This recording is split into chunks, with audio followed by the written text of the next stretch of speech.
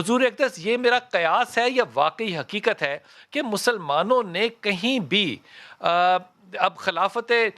راشدہ کو اگر ہم چھوڑ دیں تو ہم نے کچھ بھی نہیں کیا سوائے اس کے کہ ہماری تاریخ میں شرمندگی ہو، لا علمی ہو، علم سے دوری ہو، اور ہم نے کچھ بھی نہیں کیا، حتیٰ کہ ہمارے بچے فلسطین اور کشمیر میں مر رہے ہوں، عورتوں کے ساتھ زیادتیاں ہو رہی ہوں، تو ہم صرف نغمے یا کلپس کے اندر بد دعائیں لکھ کے دے سکتے ہیں اور کچھ کرنے کے قابل نہیں رہے۔ یہ گمان ہے میرا یا یہی اب حقیقت ہے؟ بلال صاحب بہت شکریہ، آپ ماشاءاللہ ایک سمندر ہیں اور میں ایک قطرہ ہوں، اور میں آپ کے سامنے کیا بات کرنے کی جرات کر سکتا ہوں، لیکن میں یہ آپ سے گزارش کروں گا کہ خلافت راشدہ کے بعد ہمارے ہاں بنو امیہ جو ہیں ان کی خلافت قائم ہوئی، پھر اس کے بعد ہمارے ہاں بغداد میں جو خلافت عباسیہ کی قائم ہوئی، اور ہم نے سائنس کے میدان میں، علم کے میدان میں اور بہت ترقی کی، دنیا کو بہت کچھ دیا۔ عثمانیہ بھی اور بیچ میں اس کے دیکھیں اس کے بعد جو منگولوں کا حملہ ہوا ہے بغداد پر، اور جو تباہی اس کے بعد ہوئی ہے، اس نے ہماری ساری ترقی جو تھی اس کو الٹا دیا، ہماری لائبریریوں کو جلا دیا، ہماری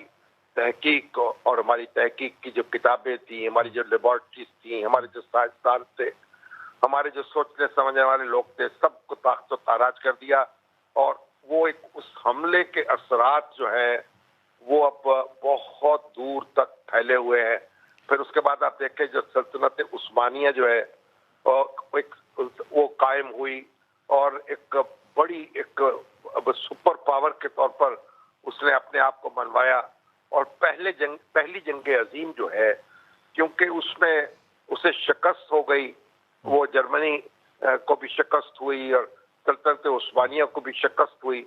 تو جو جیتنے والی طاقتیں تھیں انہوں نے پھر تقسیم کر دیا اس سلطنت کو اور ٹکڑوں میں بانٹ دیا،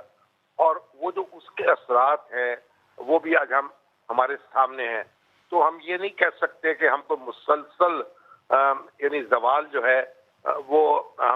ہم اس کے نیچے دبے ہوئے ہیں۔ ہمارے یہاں عروج بھی ہوا ہے، زوال بھی ہوا ہے، اور نشیب و فراز دونوں سے ہمارا رابطہ رہا ہے اور سابقہ رہا ہے، لیکن بنیادی بات یہ ہے کہ عروج اور زوال کے ایک اصول مقرر کر رکھے ہیں قدرت نے، اور ان کے مطابق ہم چلیں گے تو آگے بڑھیں گے، ان کے مطابق نہیں چلیں گے تو آگے نہیں بڑھیں گے۔ اب آپ دیکھیے ایک زمانہ ایسا اس میں تھا، شامی صاحب 300-400 سال ہو گئے، 500 سال بلکہ ہو گئے، زیادہ ہو گئے، اس میں ہمارا اپنا کیا قصور ہے کہ ہم آگے نہیں بڑھ سکے اور ہم صرف ماضی کو اب یاد کریں گے؟ نہیں دیکھیے جنگ عظیم کے بعد، پہلی جنگ عظیم کے بعد ایک نقشہ بدلا ہے نا دنیا کا، جی، اور مگر اب آپ یہ بھی دیکھیے کہ ہمارے سامنے برطانیہ ایک بہت بڑی امپائر تھی، اور ان کی سلطنت میں سورج غروب نہیں ہوتا تھا، اور آج وہ سمٹ کے رہ گیا ہے چند جزیروں تک، اور ان کے اندر بھی تقسیم کی باتیں ہو رہی ہیں۔ پھر اسی طرح آپ دیکھیے سوویت یونین جو ہے وہ دنیا کے نقشے سے غائب ہوا، آج وہ کئی آزاد مملکتوں میں ڈھل گیا ہے۔ اسی طرح سے عالم اسلام جو ہے وہ بھی کئی ٹکڑوں میں بٹا ہے، اور عالم اسلام کو بھی سیٹ بیک ہوا ہے۔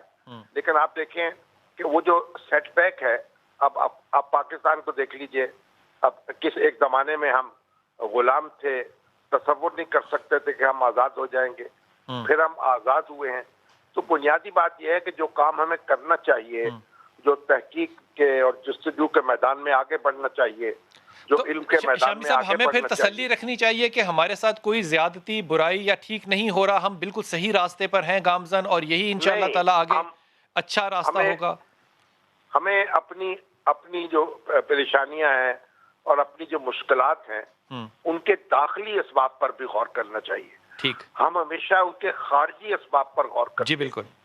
دوسروں کو مورد الزام ٹھہراتے ہیں، اور داخلی جو اسباب ہیں ان پہ غور نہیں کرتے، اس راستے پہ رواں نہیں ہوتے۔ ابھی بھی آپ دیکھیے جو پورا عالم اسلام جو ہے وہ یکساں کیفیت میں نہیں ہے، اس میں ترکی بھی ہے، اس میں ملیشیا بھی ہے، اس میں انڈونیشیا بھی ہے، تو اس میں ایک آگے بڑھتے ہوئے لوگ بھی آپ کو نظر آ رہے ہیں. اس میں پاکستان بھی ہے. تمام تر مشکلات کے باوجود پاکستانی قوم جو ہے وہ ایک آگے بڑھ رہی ہے, ایک بہت بڑی طاقت ہے, بلکہ ایک ایٹمی طاقت بن چکی ہے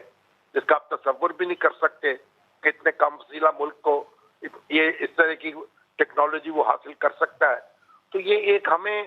ایک اس راستے پر چلنا ہوگا, اپنے داخلی اسباب ڈھونڈنے ہوں گے. شامی صاحب میرے ساتھ رہیے گا, میرے ساتھ رہیے گا.